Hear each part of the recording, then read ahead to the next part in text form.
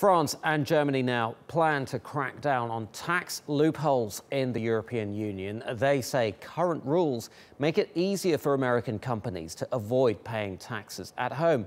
They also accuse some US firms of growing at the expense of their European competitors.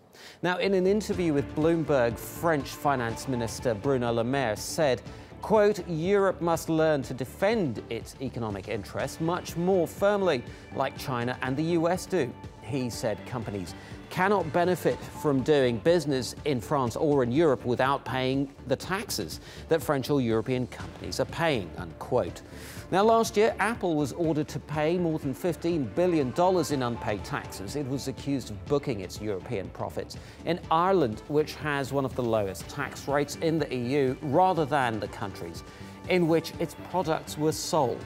Now, President Emmanuel Macron is renewing calls for a unified tax system across the EU. Macron suggests cutting the corporate tax rate to 25%. Companies in France currently pay more than 33%.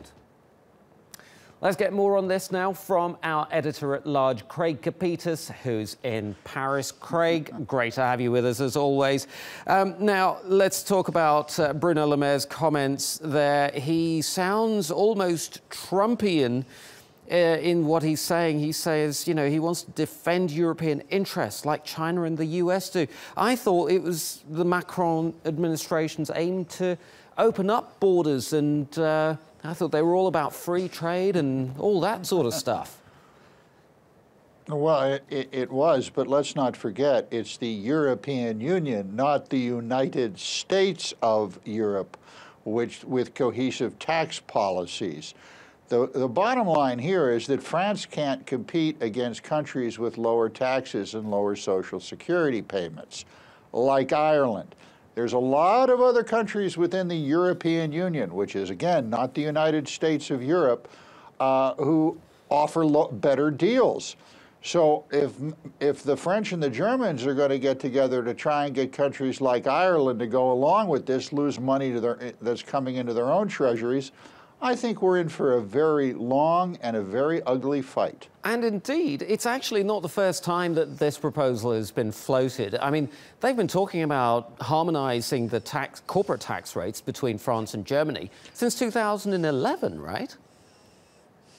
Oh, right. And this is music to the ears of the Brexiteers. But Macron has another problem here, because he cannot do this without changing the so-called labor laws here in France, which he wants to do and is on course to do this. What Macron is doing here is trying to overhaul a system that started during the French Revolution.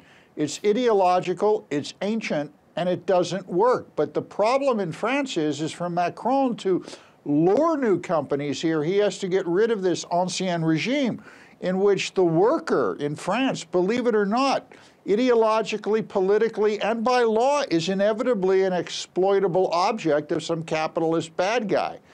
And there's a lot of people here who believe this. So what he's trying to do is, well, maybe I can get some more, money from the taxes, and then, well, I can lower personal taxes. He's playing a very dangerous ideological game here to try and end the malaise that's going on in France. That said, we still have hundreds of companies from England coming down here to talk to Macron. There's going to be a minimum 30,000 jobs coming over here, according to Bruegel, and there could be a heck of a lot more coming over, to the continent. Where are these jobs going to go? They're going to go to the country that offers the best tax rates and the best deals, and Macron wants to put France in that position. Yeah, that's something that we are going to be watching very closely, of course. But if Le Maire's plans do go through, if they do manage to harmonise taxes and lower taxes,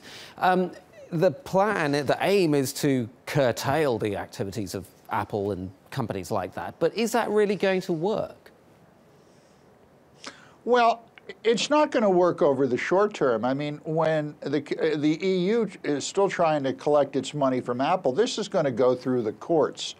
And if there's anyone in our audience who can explain to me, how the Irish are going to say, oh yeah, we're going to go along with this, that Apple's going to go along with it, They're not. I've talked to people in the tech industry today. I've talked to folks in Ireland within the government today. And, you know, they don't like to come out publicly, but I can tell you quietly the conventional wisdom is, hey, Mr. Macron, Madam Merkel, get on your bikes. We're sovereign nations. We can set our own tax rates.